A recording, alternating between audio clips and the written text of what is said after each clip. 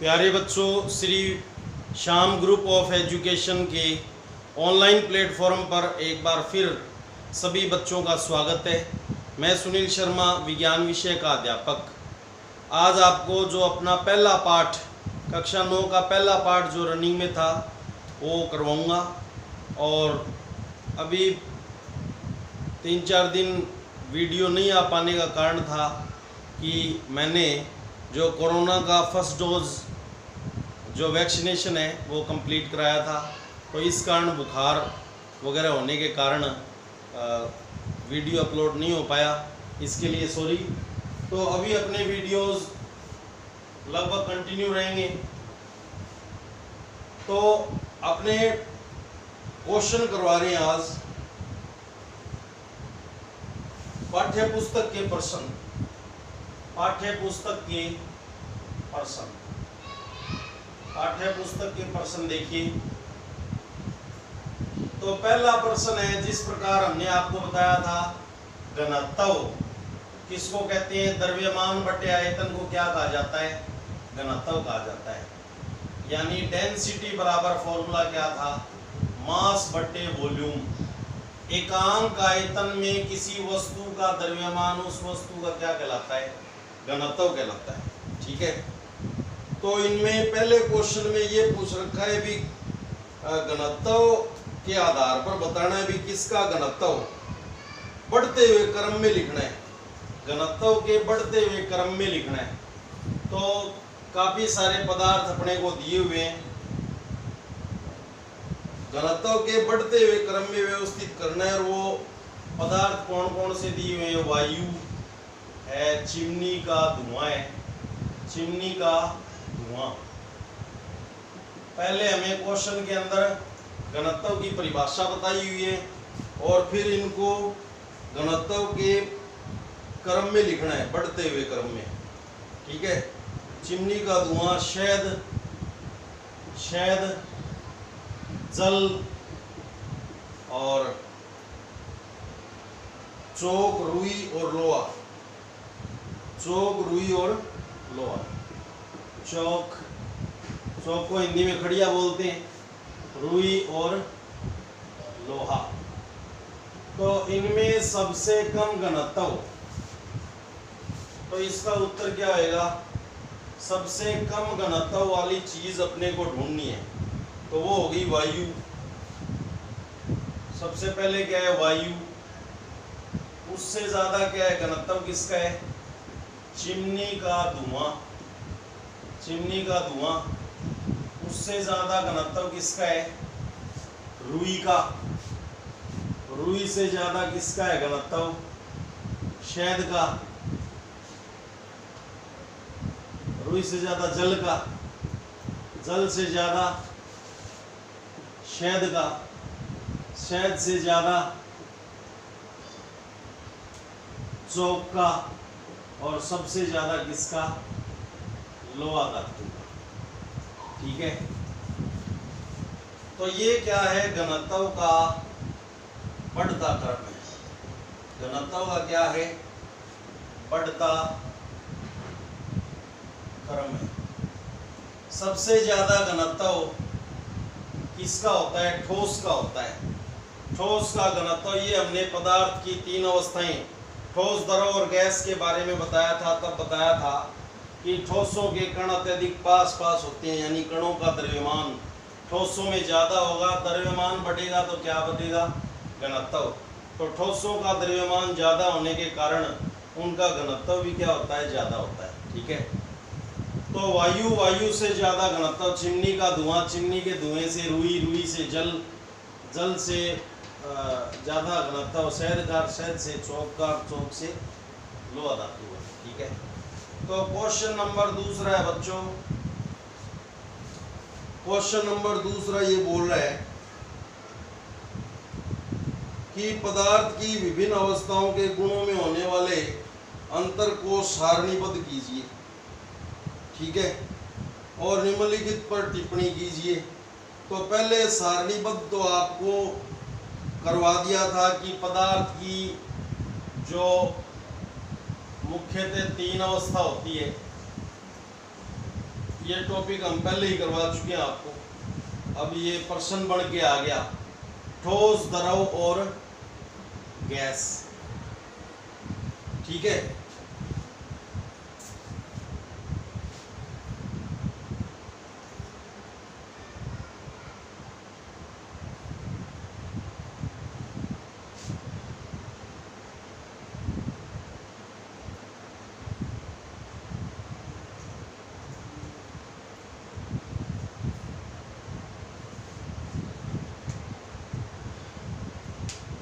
तो ठोसों के अंदर कण अत्यधिक पास पास होते हैं, द्रव के अंदर कण क्या होते हैं, ठोसों की अपेक्षा दूर और गैसों की अपेक्षा पास होते हैं, और गैसों के अंदर कण क्या होते हैं, अत्यधिक दूरी पर होते हैं। ठोसों में कणों के मध्य आकर्षण बल यानी खिंचाव सर्वाधिक होता है।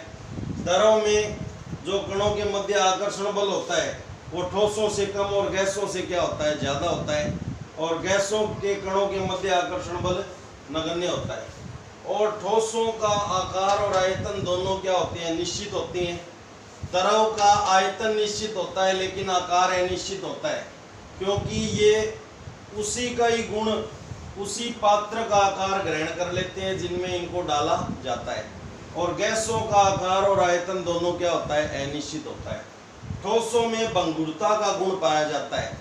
ठोसों में किसका गुण पाया जाता है, भंगुरता का। और यानी जब किसी ठोस पर आवश्यकता से अधिक बल लगाते हैं तो वो टूट जाता है, इसे भंगुरता का गुण कहते हैं। और द्रवों में कौन सा गुण पाया जाता है, तरलता का। और तरलता किसको कहते हैं, समतल में बहने के गुण को तरलता कहते हैं। और गैसों में विसरण का गुण पाया जाता है। विसरण का मतलब होता है फैलना। दो गैसों का आपस में स्वतः मिलना क्या कहलाता है, विसरण। फिर हमने आपको बताया था कि विसरण जो है वो सर्वाधिक किस में होता है, गैसों में, उससे कम किस में होता है, द्रव में, और सबसे कम किस में होता है, ठोसों में। यानी ठोस ज़्यादा नहीं फैलते। यहाँ पे अपने ये भी देख सकते हैं कि इनके कणों में गतिज ऊर्जा नहीं होती और इनके कणों में क्या होती है, गतिज ऊर्जा होती है। ठोसों से अधिक होती है और गैसों से कम होती है। और इनके कणों में गतिज ऊर्जा क्या होती है, सर्वाधिक होती है। तो यहाँ से हम विसरण के आधार पर गतिज ऊर्जा के बारे में बता सकते हैं। तो ये गतिज ऊर्जा उस टाइम हमने नहीं बताया था, क्योंकि ये इसके ऊपर ही निर्भर है कि विसरण जिसमें ज्यादा हो रहा है उसमें गतिज ऊर्जा उसके कणों के मध्य अधिक होगी, जिसमें विसरण कम होगा उसमें कणों के मध्य गतिज ऊर्जा कम होगी, और जिसमें विसरण नहीं होता उसमें कणों के मध्य गतिज ऊर्जा नहीं होगी। उसके बाद में हमने आपको बताया था कि इसमें संपीड़ितता का गुण भी सर्वाधिक होता है। संपीड़ित करने का मतलब होता है दबाना, यानी गैसों को उच्च दाब पर और निम्न ताप पर संपीड़ित करके सिलेंडरों में भर दिया जाता है, जिससे उनकी अवस्था परिवर्तित हो जाती है और वो द्रव में आ जाते हैं। जैसे हम किसी सिलेंडर को अगर ऐसे हिला करके देखें तो उसमें द्रव अवस्था अपने को महसूस होगी, लेकिन जैसे उसका स्क्रू खोलते हैं तो उसमें से गैस ही निकलती है, यानी इससे अवस्था परिवर्तित हो जाती है संपीड़ितता के कारण। तो गैसों के अंदर संपीड़ितता सर्वाधिक होती है, उसके बाद में द्रव में, और सबसे कम किसमें होती है, गैसों में होती है। और उसके बाद में घनत्व के बारे में बात आ गई थी। घनत्व, इसमें कणों का द्रव्यमान सर्वाधिक होता है, और द्रव्यमान बढ़ेगा तो घनत्व बढ़ेगा। तो ठोसों का घनत्व सर्वाधिक होता है और द्रव का घनत्व ठोसों से कम और गैस से क्या होता है, ज़्यादा, और गैसों का घनत्व बहुत ही कम होता है। ठीक है। और ये भी आपको बताया था कि जो द्रव होता है वो ठोस और गैस के बीच की अवस्था होती है। ठोस और गैस के बीच की अवस्था होती है। और उसके बाद में इनके उदाहरण भी हमने दिए थे।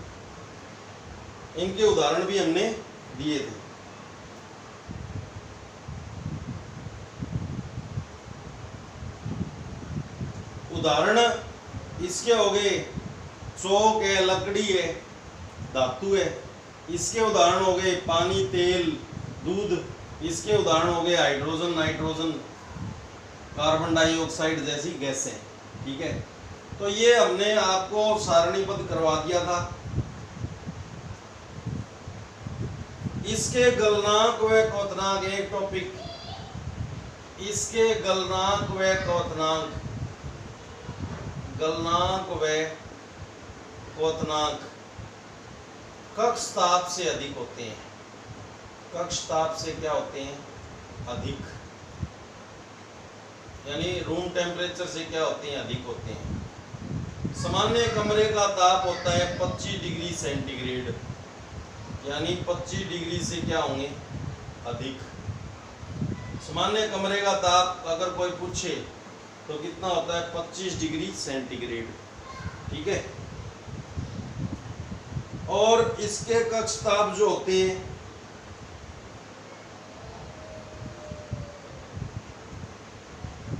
गलनांक कक्ष ताप से कम और क्वथनांक कक्ष ताप से अधिक। इसमें गलनांक कक्ष ताप से, यानी कमरे के ताप से, कक्ष ताप से क्या होता है? कम, व क्वथनांक कक्ष ताप से क्या होता है? कक्ष ताप से अधिक होता है, ठीक है। और इसमें क्या होएगा?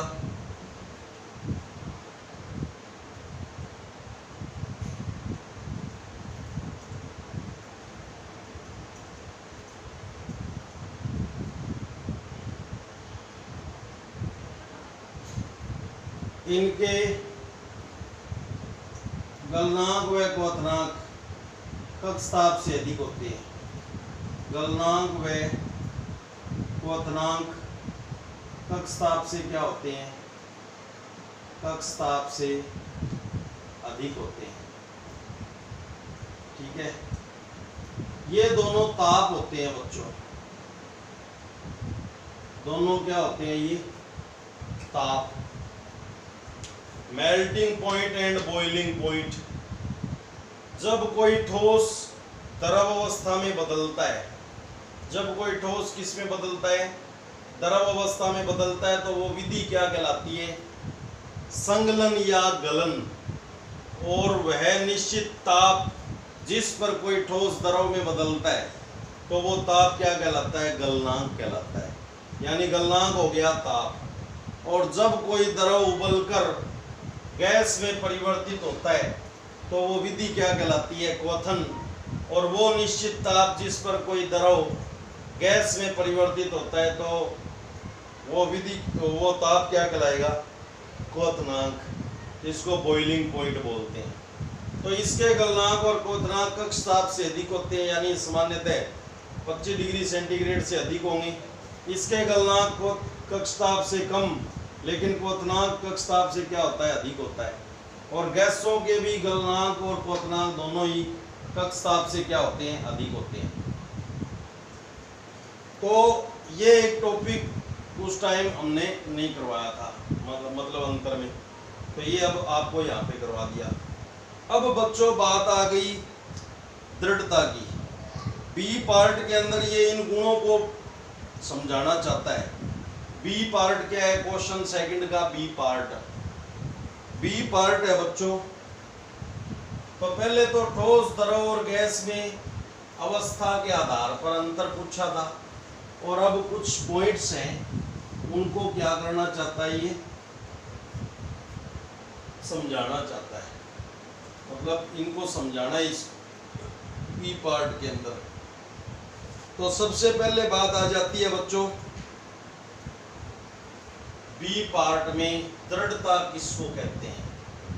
दृढ़ता यानी कठोरता। ये बच्चों ठोसों का गुण होता है, तो दृढ़ता किसको कहते हैं? ठोसों के अंदर जो कण होते हैं वो अत्यधिक आकर्षण बल से जुड़े होते हैं। ठोसों का गुण होता है दृढ़ता और कठोरता। जो कण होते हैं वो अत्यधिक आकर्षण बल से जुड़े होते हैं, तो इन्हें तोड़ना और दबाना बहुत ज्यादा कठिन होता है। तो ठोसों के इस गुण को क्या कहा जाता है? दृढ़ता कहा जाता है। दृढ़ता किसको कहेंगे? ठोसों के अंदर जो कण होते हैं वो अत्यधिक आकर्षण बल से जुड़े होते हैं, तो इनको तोड़ना या दबाना अत्यंत मुश्किल होता है, इसलिए इस गुण को क्या कहा जाता है? दृढ़ता। ठीक है। उसके बाद देखो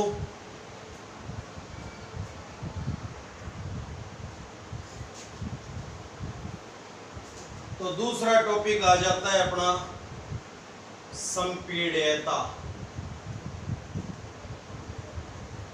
संपीड्यता, संपीड्यता का मतलब होता है कंप्रेसिविटी, यानी दबाना। तो देखिए जो द्रव होते हैं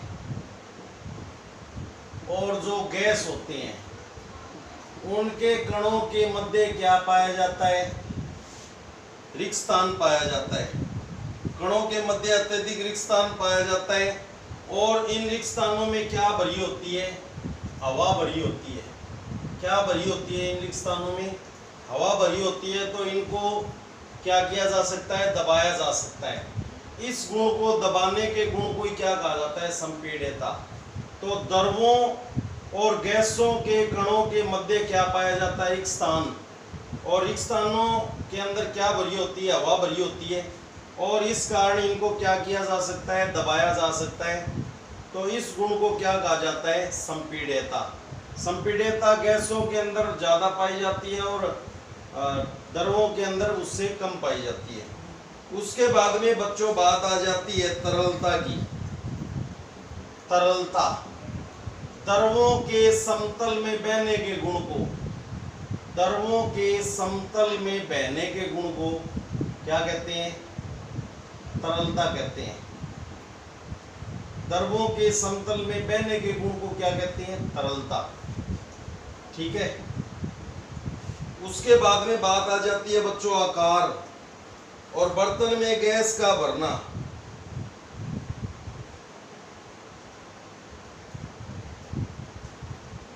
बर्तन में किसका भरना? गैस का भरना। बर्तन में गैस का भरना। तो गैसों के बीच में काफी रिक्त स्थान होता है, और इन्हें गैस जो होती है उनके कणों के बीच में काफी रिक्त स्थान होता है, और उनको उच्च दाब पर, दाब तो क्या होना चाहिए? उच्च दाब पर और निम्न ताप पर, उच्च दाब पर और निम्न ताप पर क्या करके? संपीड़ित करके,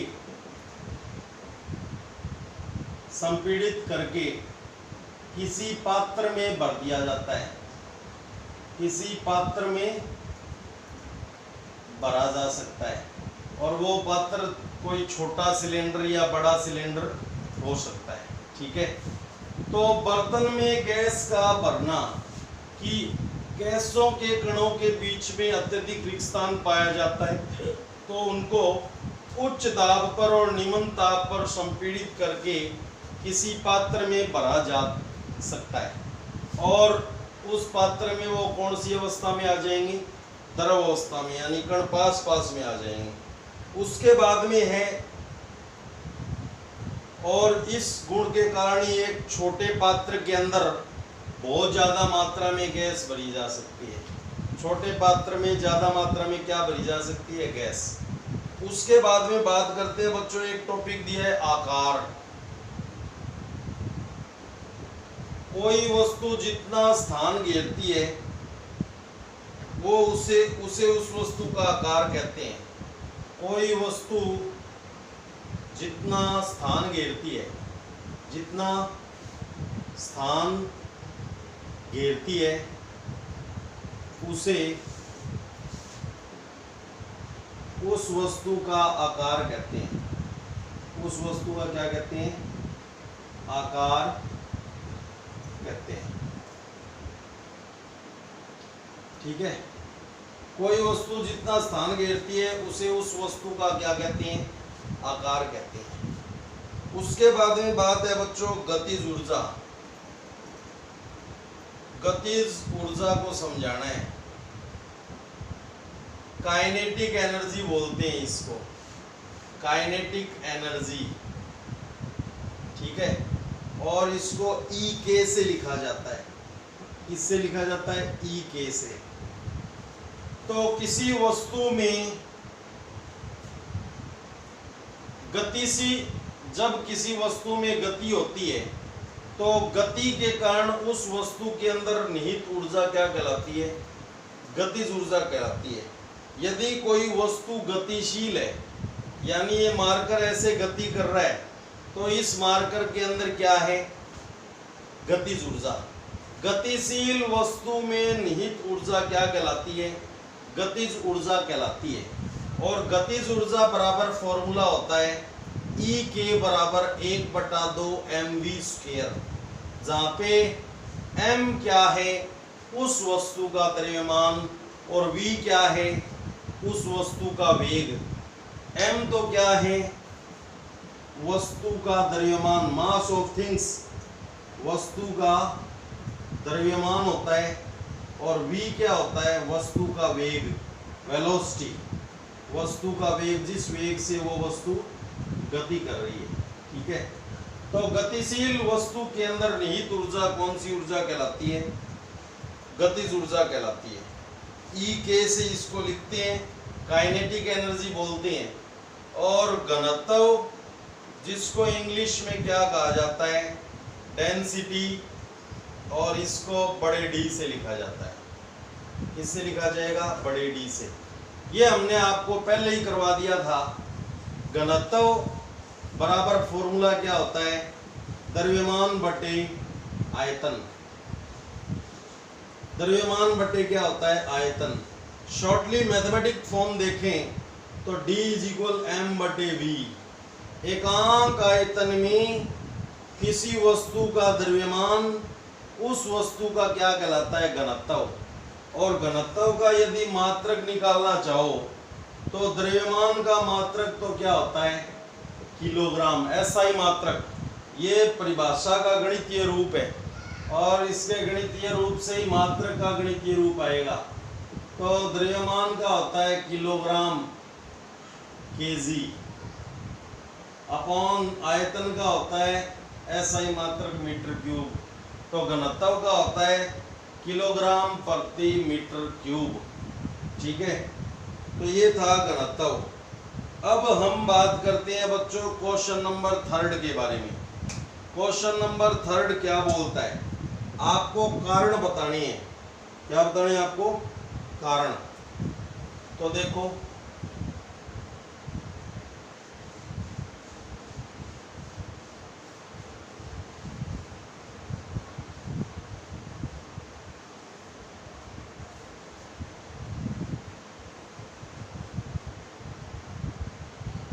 सबसे पहले ए, गैस पूरी तरह उस बर्तन को भर देती है जिसमें इसे रखते हैं।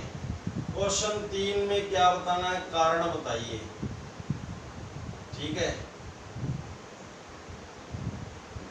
तो ए पार्ट है, गैस पूरी तरह उस बर्तन को भर देती है जिसमें इसे रखते हैं। भर देती है जिसमें इसे रखते हैं, जिसमें इसे रखते हैं। ठीक है, तो इसका उत्तर होएगा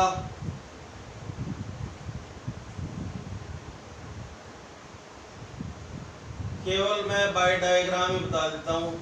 हम जानते हैं कि गैसों के कणों के मध्य जो आकर्षण बल होता है वो नगण्य होता है। आकर्षण बल क्या होता है? नगण्य होता है। और गैस के कण एक दूसरे से क्या होते हैं? दूर दूर होते हैं। ठीक है, गैस के कण, इनमें आकर्षण बल क्या होएगा?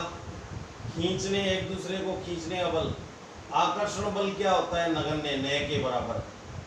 और कण क्या होते हैं? दूर दूर फैलते हैं। कण दूर दूर क्या होते हैं? भागते हैं। ठीक है, तो इनमें विसरण का गुण क्या होता है? यानी फैलने का गुण। विसरण का गुण क्या होता है? सर्वाधिक होता है। और यही कारण है कि इनमें गतिज ऊर्जा भी, इन कणों के मध्य गतिज ऊर्जा भी क्या होती है? अधिक। यानी कणों के मध्य गतिज ऊर्जा भी क्या होती है, अधिक। और इसी कारण गैस को जिस पात्र में डालते हैं तो वो उस पात्र को पूरी तरीके से क्या कर देता है, भर देता है। अब बी आ गया, गैस बर्तन की दीवारों पर क्या डालती है, दाब। बी, गैस बर्तन की दीवारों पर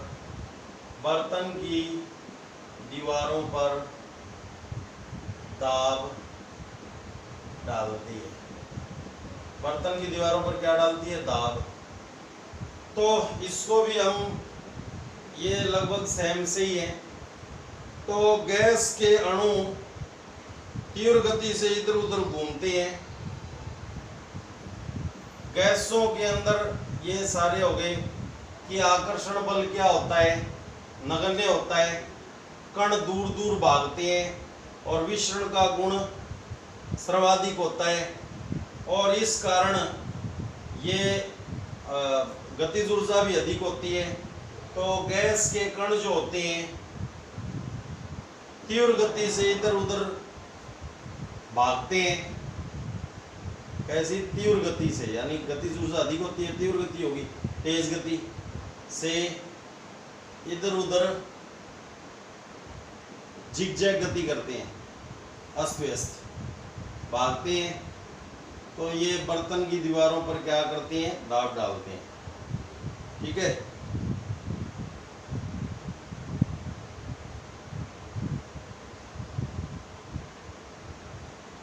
तथा बर्तन की दीवारों से क्या होते हैं, टकराते हैं, दीवारों से टकराते हैं। यही कारण है कि गैस जिस पात्र में रखी जाती है उस पात्र की दीवारों पर दबाव पड़ता है। यानी गैस बर्तन की दीवारों पर क्या डालते हैं, दाब डालेंगे, क्योंकि इनमें आकर्षण तो होता नहीं, कण दूर दूर भागेंगे, अर्थात विसरण का गुण सर्वाधिक होगा और कणों की गतिज ऊर्जा अधिक होगी। तो कण तीव्र गति से क्या करेंगे, इधर उधर भागते हैं और उस बर्तन की दीवारों से क्या होते हैं, टकराते हैं।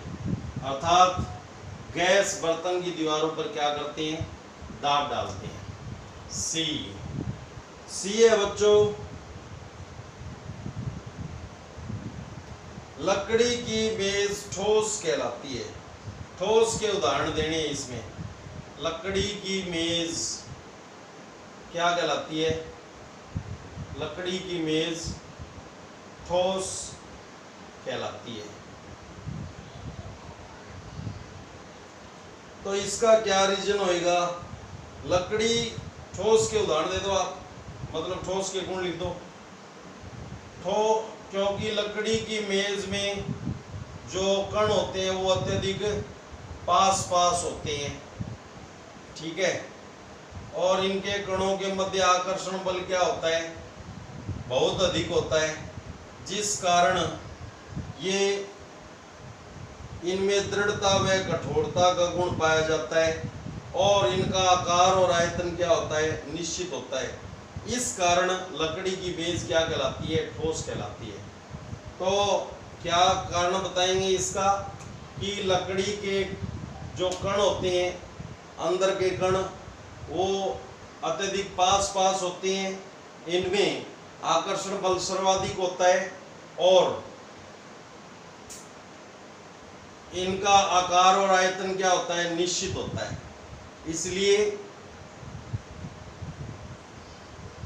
लकड़ी की मेज क्या कहलाती है, ठोस कहलाती है। उसके बाद में देखिए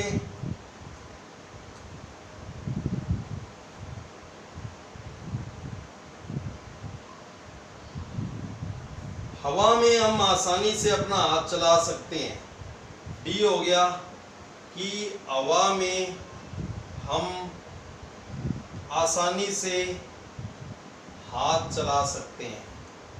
आसानी से क्या कर सकते हैं, हाथ चला सकते हैं। जैसे अभी ये ऐसे चला दिया, हाथ चला सकते हैं, परंतु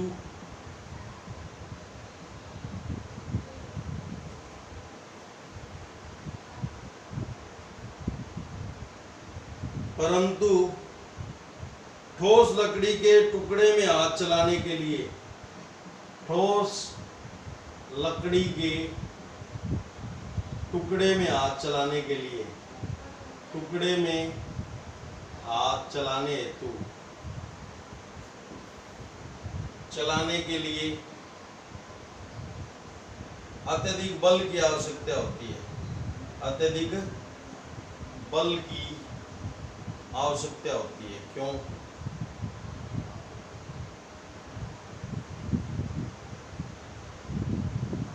इसका क्या रीजन हो गया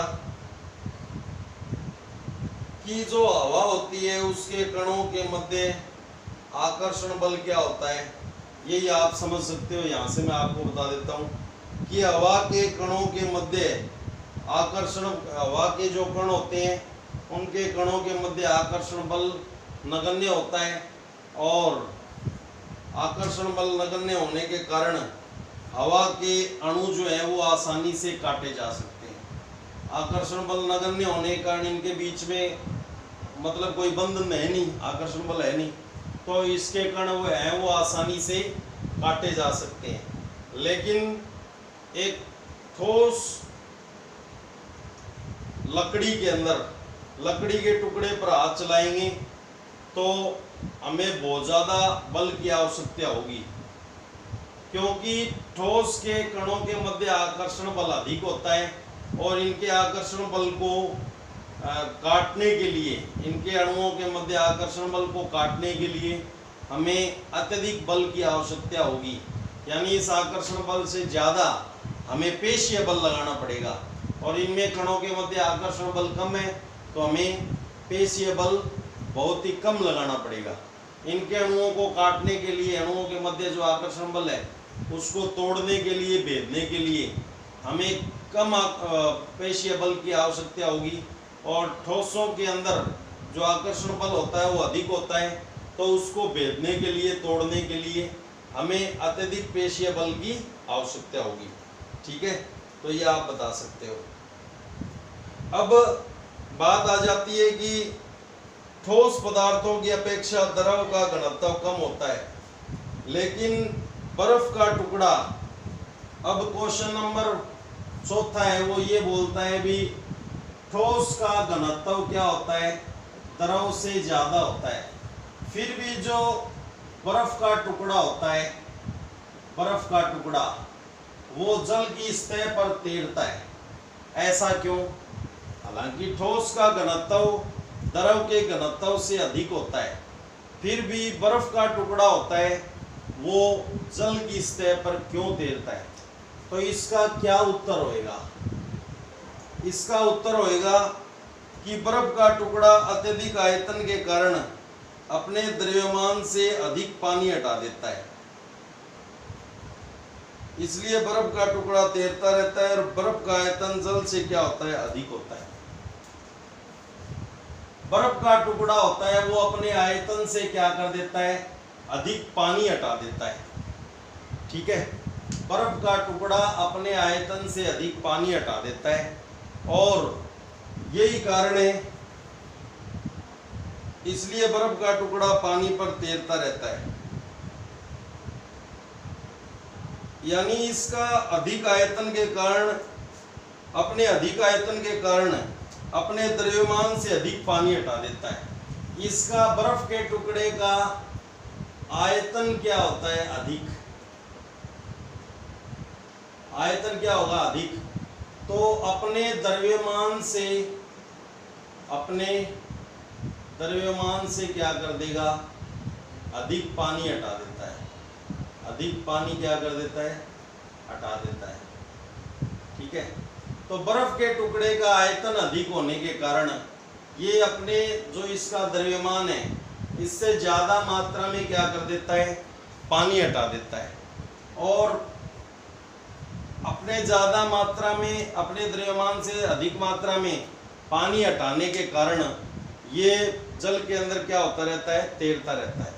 तो बर्फ के टुकड़े का आयतन अधिक होने के कारण ये अपने द्रव्यमान से अधिक पानी हटा देता है, इसलिए बर्फ का टुकड़ा जल की सतह पर क्या होता रहता है?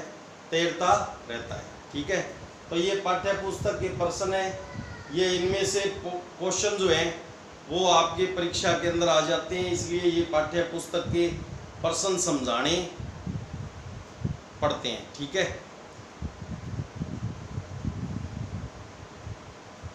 तो ये आपको अच्छे से समझ में आ गए होंगे।